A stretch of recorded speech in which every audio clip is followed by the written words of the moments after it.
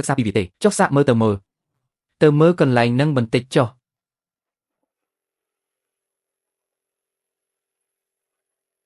នៅក្រោមគល់ឈើមានការបែកធ្លាយតិចតួចចំពីមុខទ្វារកន្លែងចិញ្ចឹមមាន់តែម្ដងតើអាចដោះស្រាយបានទេយកដាំស្រោតូចមួយមកដាំទៅរួចកប់ដី7កន្លះកំប៉ុងនៅទីនោះចាំមើលលទ្ធផលកន្លះខែទៀតទៅ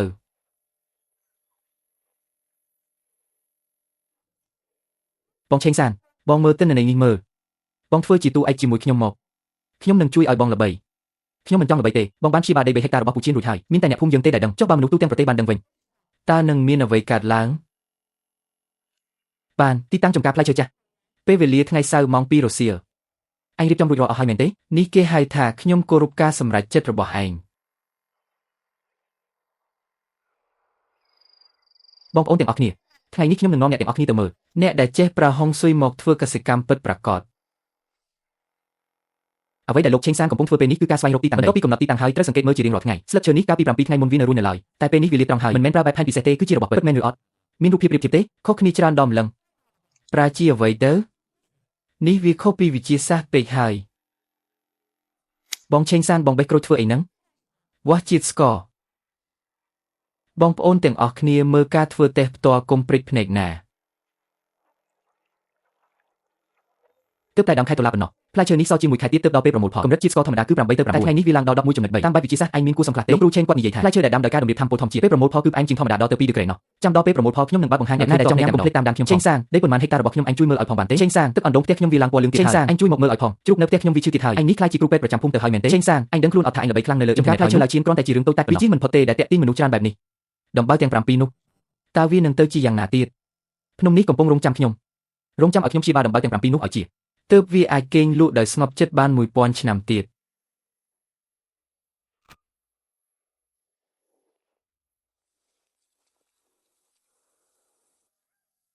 ជំរាបសួរលោកមេភូមិលោកសិនលោកមកទីនេះមានការអ្វីដែរភូមិរបស់អ្នកនេះពិតជាល្អណាស់ខ្ញុំចង់សាងសង់រមណីយដ្ឋានមួយនៅទីនេះគម្រោងគឺគ្រប់ដណ្ដប់លើផ្ទៃដី200ហិកតាដោយចំណាយដើមទុនសរុប30លាននៅពេលសាងសង់រួចវានឹងបង្កើតការងារឲ្យអ្នកភូមិនិងទទួលភ្ញៀវទេសចរ100,000នាក់ក្នុងមួយឆ្នាំរឿងនេះជាការធំដុំណាស់ត្រូវតែប្រជុំពិភាក្សាគ្នាក្នុងភូមិសិនពិតប្រាកដណាស់ប៉ុន្តែតំបន់ស្នូលត្រូវតែដាក់នៅត្រង់នេះមានទាំងសាលធំភោជនីយដ្ឋាននិងអាងហែទឹកគ្មានព្រំដែនត្រូវតែសាងសង់លើដីជម្រាលនេះដីនេះជាចំការផ្លែឈើរបស់តាចាស់ចំការនេះអាចទិញយកបានតម្លៃអាចចរចាស់គ្នាបាន3ថ្ងៃក្រោយខ្ញុំនឹងមកប្រជុំក្នុង1ហិកតា$80,000ទូទាត់លុយទាំងអស់ក្នុងពេលតែមួយក្រោយពេលសាងសង់រមណីយដ្ឋានរួចរាល់អ្នកភូមិយើងនឹងទទួលបានអាទិភាពក្នុងការងារប្រាក់ខែប្រចាំយ៉ាងហោចណាស់ក៏$3,000ដែរអ្នកដាំផ្លែឈើក្នុង1ហិកតាបើឆ្នាំល្អអាចបាន4-5,000បើឆ្នាំមិនសូវល្អក៏បាន2-3,000ដែរ80,000លានហិកតាមិនតិចទេណាហើយថែមទាំងមានការងារធ្វើទៀតកូនចៅក៏មិនចាំបាច់ទៅធ្វើការឆ្ងាយដែរលោកសិនលោកមានគម្រោងដោះស្រាយយ៉ាងណាចំពោះដើមឈើទាំងនេះកាប់ចោលដើម្បីសាងសង់រមណីយដ្ឋានតើទុកវាធ្វើអ្វីទៀតចំការនេះបានដាំអស់រយៈពេល40ឆ្នាំមកហើយពីមុនផ្លែក្រូចរបស់លោកតាជៀនគឺផ្អែមបំផុតក្នុងភូមិយើងផ្អែមរហូតដល់មិនអាចរក្សាទុកបានក្រោយមកដីក៏ចាប់ផ្ដើមមានបញ្ហា3ឆ្នាំជាប់គ្នាដែលមិនទទួលបានទិន្នផលគាត់ដើរកាន់ពិលកណ្ដាលអាធ្រាត្រកាប់ដើមឈើចោលម្ដងមួយដើមកាប់បានពាក់កណ្ដាលហើយដីនេះក៏ត្រូវគេព្យាបាលបានសម្រេចមើលចុះដើមឈើទាំងនេះចាប់ផ្ដើមដុះពន្លកថ្មីហើយលោកឈឿនមនុស្សសេចក្ដីមិនអាចយកទៅហូបបានទេដី1ហិកតាតម្លៃ$80,000ចាយអស់គឺអស់ហើយដីនៅតែមានតែដើមឈើមិននៅទេថាមពលដីក៏រលាយសាបសូន្យដែរដល់ពេលនោះកុំថាឡើយរមណីយដ្ឋានសូម្បីតែស្មៅក៏ប្រហែលជាដុះមិនចេញដែរឈីងសានភូមិយើងក្រីក្រប៉ុន្មានឆ្នាំមកហើយទម្រាំតែមានគេព្រមមកវិនិយោគខ្ញុំដឹងបើលោកពូទៅរារាំងគាត់ប្រហែលជាលែងមានឱកាសបែបនេះទៀតហើយនៅខាងក្រោមនេះមានធម្មពលជីវិតដីបើឈូសឆាយសាងសង់ផ្ទះបេតុងអស់ធម្មពលទាំងនោះនឹងត្រូវបំផ្លាញចោលផលវិបាកវានឹងធ្ងន់ធ្ងរណាស់ចំការលោកតាគៀនគ្រាន់តែរងការប៉ះទង្គិចតិចតួចប៉ុណ្ណោះទើបមិនបានផល3ឆ្នាំតែបើធម្មពលដីត្រូវបំផ្លាញវាមិនមែនត្រឹមតែ3ឆ្នាំនោះទេគឺសូម្បីតែ30ឆ្នាំក៏មិនប្រកាសថាអាចស្ដារមកវិញបានដែរចុះអរគុណច្រើនលោកមេភូមិតែអ្នកត្រូវធ្វើឲ្យអ្នកភូមិឃើញពីផលប្រយោជន៍ជាក់ស្ដែងបើមានតែគ្រួសារលោកតាគៀនដែលជឿអ្នកគឺវាមិនគ្រប់គ្រាន់ទេខ្ញុំយល់ហើយលៀងជំរះទឹកចេញកុំតន់អើប្រញាប់ទិញដីតាមដានវាឲ្យជាប់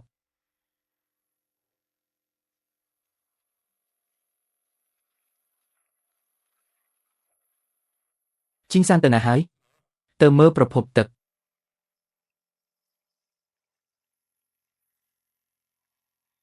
ទឹកហូរធម្មតាហេតុអ្វីបានជាទៅជាបែបនេះទៅវិញតាមពិតនៅទីនេះគួរតែមានទឹកហូរលាន់ឬសូរគ្រប់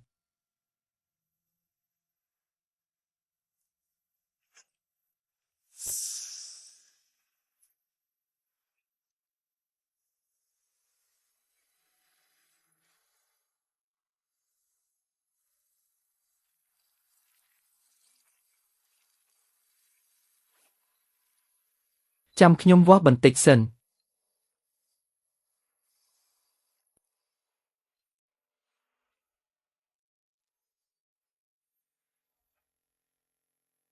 ជាតិដែកលើសកម្រិតកំណត់កម្រិតគ្មានជាតិអាស៊ីតធ្ងន់ធ្ងរទេទឹកបែបនេះកុំថាឡើយយកទៅស្រោចដំណាំសូម្បីតែមនុស្សឬសត្វផឹកក៏មានគ្រោះថ្នាក់ដែរកាលពីក្មេងទឹកជ្រោះនេះថ្លាដល់ថ្នាក់មើលឃើញបាតរដូវក្តៅក្មេងក្នុងភូមិទាំងអស់នាំគ្នាមកងូតទឹកនៅទីនេះបើព្យាបាលប្រភពទឹកនេះបានទឹកជ្រោះទាំងមូលនឹងរស់ឡើងវិញបើទឹកហូរវិញតើធ្វើអ្វីបានខ្លះទី1គឺការស្ដារឡើងវិញប្រភពទឹកនេះជាក្បាលម៉ាស៊ីននៃដៃទន្លេដងជាងបើទឹកហូរហើយចំការក្នុងភូមិទាំងអស់នឹងមានទឹកប្រើប្រាស់ដែលមានធម្មពលបូករួមនឹងទឹកដែលរស់ឡើងវិញផ្លែក្រូចនេះផ្អែមជាងផ្លែធម្មតា2ដឺក្រេចុះទី2វិញគុយទាវសៀនសៀនអានយួនទឹកដែលប្រើធ្វើគុយទាវកាន់តែទន់កាន់តែផ្អែមគុយទាវកាន់តែកាន់តែឈ្ងុយកាលគាត់នៅក្មេងតាឈៀនធ្វើគុយទាវឆ្ងាញ់មែនគុយទាវសៀនសៀនដែលប្រើទឹកពីប្រភពដងជាងកន្លែងផ្សេងធ្វើមិនចេញរសជាតិនេះទេទី3ស្រាឯងចង់ផលិតស្រាទៀតមែនទេ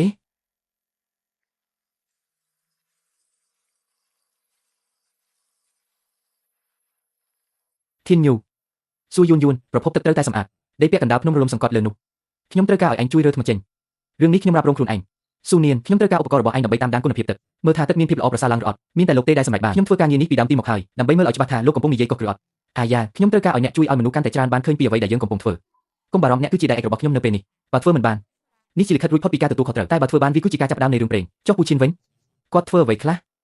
ចំការរបស់ពូឈៀន5ជុលដីតែ1ដើមប៉ុណ្ណោះចំណុចប្រភពទឹកត្រូវការយ៉ាងហោចណាស់3ដើម49ថ្ងៃទើបអាចសម្រេចផលបានឈីងសានអ្នកគិតថាភ្នំនេះអាចព្យាបាលជាដែរឬទេខ្ញុំមិនដឹងទេប៉ុន្តែខ្ញុំចង់សាកល្បងខ្យល់នីតិក្រដែលបក់ឆ្លងកាត់ឈើដែលងប់ដូចជាដើមឈើដែលរងចាំថ្ងៃត្រឡប់មក49ថ្ងៃក្រោយវាជាប្រផ្នូលល្អរងចាំមើលលទ្ធផលទៅខ្ញុំគិតថាវាអាចព្យាបាលបានហេតុអ្វីអ្នកចូលទៅបានហើយម្ដងមិនឲ្យលើសពី30នាទីទេត្រូវតែពាក់ម៉ាស់ខ្យល់នៅទីនោះមិនល្អទេវាម៉ាញេទិកមានភាពមិនប្រក្រតីអាចធ្វើឲ្យឧបករណ៍ខូចខ្ញុំអាចប្រយ័ត្នបានមិនបានទេបើអ្នកធ្វើឲ្យកាមេរ៉ាខូចវីដេអូដែលថតបានក៏យកចេញមកមិនបានដែរបានចុះបើខ្ញុំថតវីដេអូទុកវិញបានទេ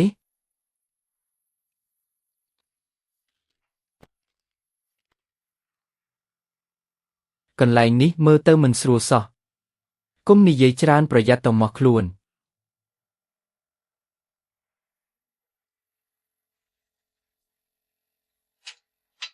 ប្រយ័ត្នផងរបងដែកនេះប្រហែលជាមិនអណ្ដូងភ្លោះនេះទំនងជាភ្ជាប់ទៅនឹងខ្សែទឹកក្រោមដីផ្នែកខាងក្នុងនៃប្រេស្រាមនេះត្រជាក់ដល់ឆ្អឹងផ្នែកខាងក្រៅក្តៅវណ្ណាត្រង់ចំណុចប្រសពរវាងត្រជាក់និងក្តៅគឺជាកន្លែងដែលខ្សែទឹកដាច់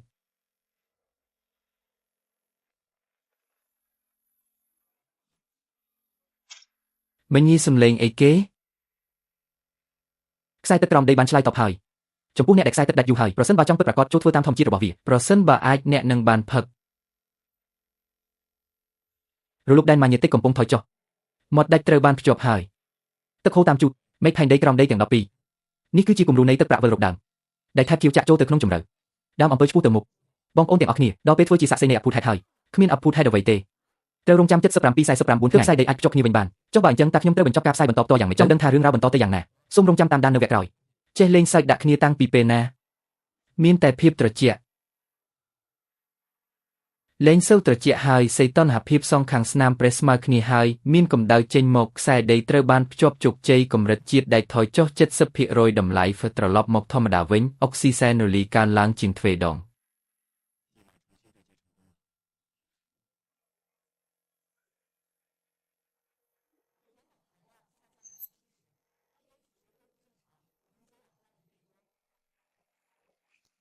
ម៉ៃក្រូហ្វូនរបស់អ្នកភ្ជាប់ហើយត្រជាក់ផ្អែមដោយការពីក្មេងគ្មានខុសទេ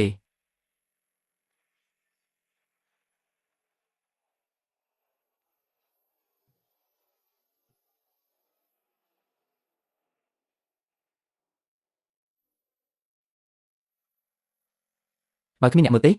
វាមិនមែនជាបញ្ហានៃការថតនោះទេគឺមកពីខ្ញុំថតមិនបានល្អអ្នកគ្រាន់តែបង្ហោះវាទៅតើវាល្អដែរឬទេមិនចាំបាច់ខ្វល់ពីចំនួនអ្នកមើលទេ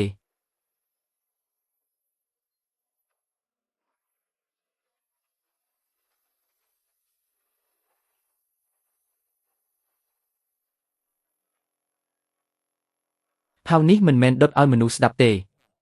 គឺដុតជូនភ្នំនិងទឹកស្ដាប់ទេ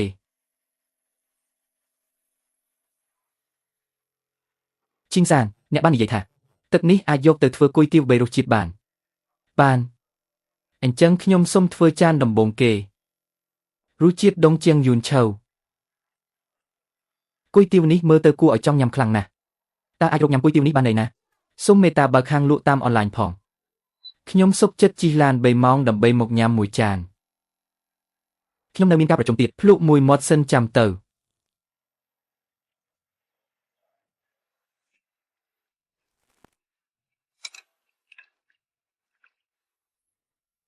Lục sinh, rồi siêu ní nơi miên cao ở trong mùi tiệt. Vườn dìa bê tờ. Ôn pro chân, lục sinh, rồi mình than nút nhóm mình phơi tiệt tệ, nhóm mình chui nhẹ lục cùi tiêu ní, ai là bấy bánh protein chân tại mà đòn. Vì mình men trơ ban rì răng đời xa hông sủi tệ. Hào đồng, video ông bịp nông san bay. Chóp chùm nạt nạ lệch mùi tiệt hài.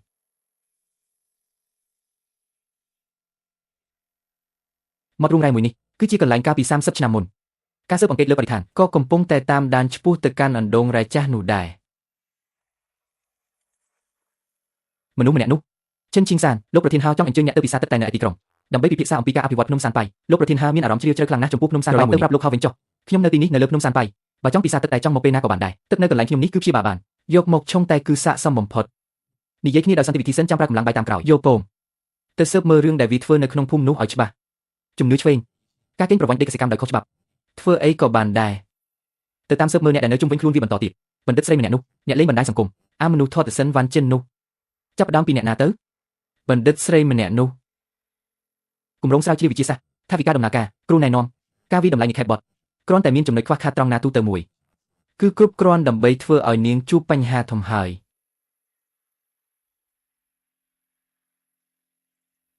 Miên ca ấy. Ha tông rục đọc thì hời. Rương ra vận đông rải chắc có tơ ban kia chỉ có cai lăng vinh đài. Rồi sân bà ha tông tơ kia sơ bằng kệ, anh đông rải nút nâng tơ bay ca tiền ọ. Rương hai nơ ca bị sam sập năm muốn con nâng tơ ba ca sơ bằng kệ lăng vinh đài. Đôi chân hai tơ quạt lại nhung, ca đại nhẹ chu châu rung rục hộp tật nị, vì ban pa trong chùm nơi slap rục quạt trong tèm đồng. Vậy chăng? Nhung phơi tơ hời, nhẹ mình khai tứ. Khai.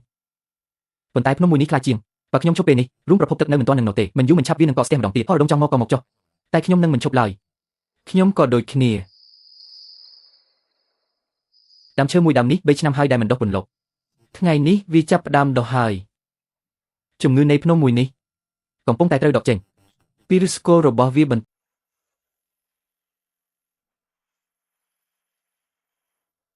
Bây năm này ca tổ su dục ní treo kê một cặp đam chơi chào. Một đó ngày ní play chơi bên chùm ca hạ đôi chi po cờ hòm chào.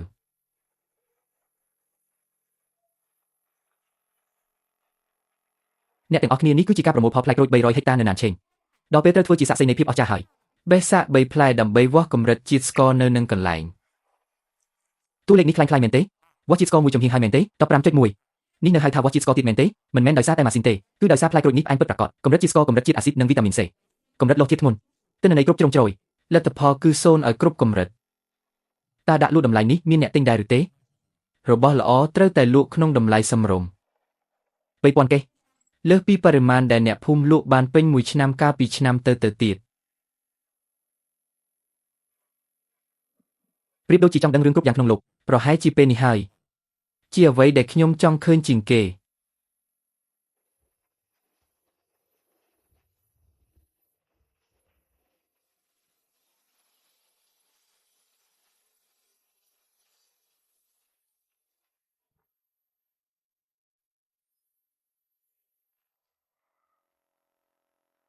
Kinh sàn.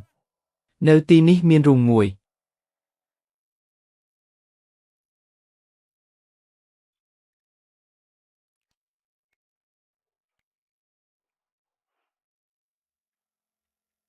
Xây toán hợp hiệp đập ram bay ông xa xệ. Sầm nám chất sấp hiện rồi.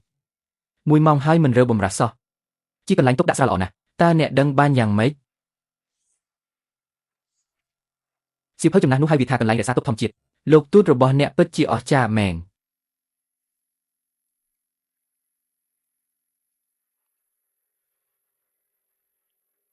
Ní có chỉ plong mùi đài. Hông xôi promo đông tham một bồ. Tí tăng ní miếng cầm đặc là. Ai chui bần lươn cáp áp ở chập tùng. Chùm này trong ní miếng sầm nặng. Ai chui ở đồ chiết can tại ngàn. Ta nẹp bạc cọt đại tế, mình sâu vô cho bạc tê. Ta siêu hơi chùm nát nút sờ xê tốt bẹp nì. Nẹp bớt chỉ smart strong man. Xông bấy đại group chạm chung chỉ sát có rồi hai chi mình ai ghét cắt rô khơi sờ say và đã trong tí tăng. លទ្ធផលនឹងលេចចេញមករូមមួយនេះល្អជាងបន្ទប់ផ្ទុកស្រាដែលខ្ញុំចំណាយលុយ3លាននៅខាងក្រៅទៅទៀត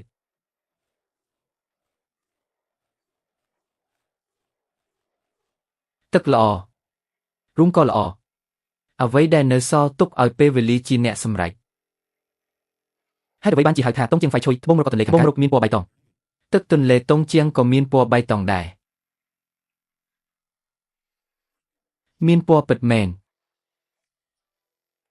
ខ្ញុំបានតាមដានអ្នកហើយជួបគ្នានៅ3ឆ្នាំក្រោយ3ឆ្នាំក្រោយទៅតើវាមានរសជាតិបែបណាខ្ញុំក៏មិនដឹងដែរប៉ុន្តែរបស់ដែលមកពីភ្នំមួយនេះគឺពិតជាគួរឲ្យរងចាំកាលពីមុនលក់បានតែ30ចានក្នុងមួយថ្ងៃស្លឹកគួយឆៃគឺគ្រប់គ្រាន់ឥឡូវនេះមានដល់ទៅរាប់រយចានឯណោះរោងសិប្បកម្មនៅត្រូវប្រើទៀតបន្លែនេះពិតជាដុះមិនទាន់ឡើយអញ្ចឹងយើងបដូរទីកន្លែងដាំទៅបដូរទៅកន្លែងណាកន្លែងដែលមានចរន្តថាមពលនៅក្បែរប្រភពទឹកនៅត្រង់កន្លែងដែលមានថាមពលធម្មជាតិរមែងមានភាពស្រស់បំព្រងអ្វីដែលដុះនៅទីនេះសុទ្ធតែមានក្លិនក្រអូបឈ្ងុយបើដាំស្លឹកខ្ទឹមនៅទីនេះវានឹងកាន់តែមានក្លិនឈ្ងុយ